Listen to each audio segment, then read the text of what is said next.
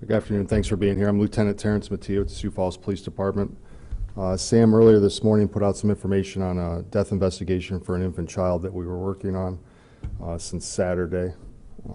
Just to readdress how we got to this point now, on Saturday, November 27th at approximately 11:46 a.m., officers from the Sioux Falls Police Department, Sioux Falls Fire Rescue, and Paramedics Plus were dispatched to a residence at the 3400 block of North 4th Avenue for an unconscious infant. The baby was, once officers arrived at the scene with medical personnel as well, the baby was immediately transported to hospital for medical attention.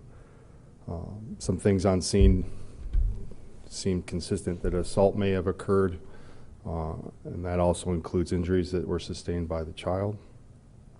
Therefore, Crimes Against Persons detectives started investigating that scene that night, and we had followed that up with an autopsy yesterday, late afternoon.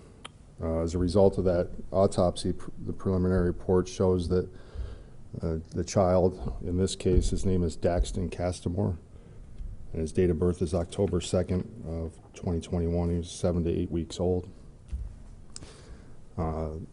The initial findings in the autopsy show that Daxton suffered from extensive skull fractures as well as broken ribs and laceration to his liver as well. All of these resulted in his death, and therefore the coroner is comfortable with saying that this is a homicide. Early this morning, probably about 11 a.m., shortly after 11 a.m. this morning, our primary suspect in this case, who was the only caregiver with Daxton at that time, Dylan Castamore, was arrested for second-degree murder and first-degree manslaughter.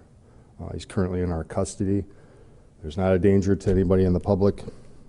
This is an isolated incident.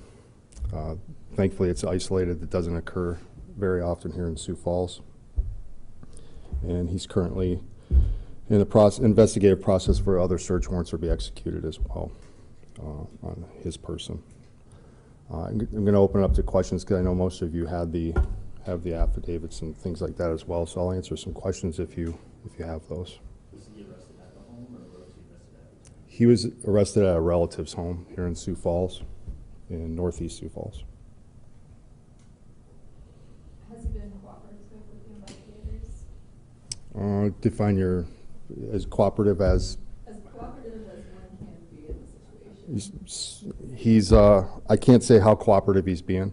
Obviously, the case still has to be prosecuted. Just because we arrest somebody doesn't mean that they're necessarily guilty at any point. So I'm not saying that, but he's been cooperative enough with us.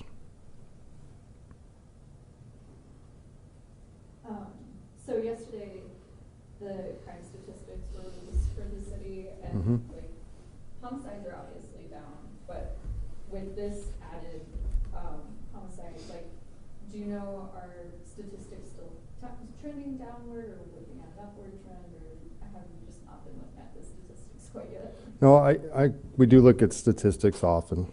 This would be technically the 5th homicide for the city of Sioux Falls versus last year at this time, I believe we were at 12 or 13. I don't have an exact number on that.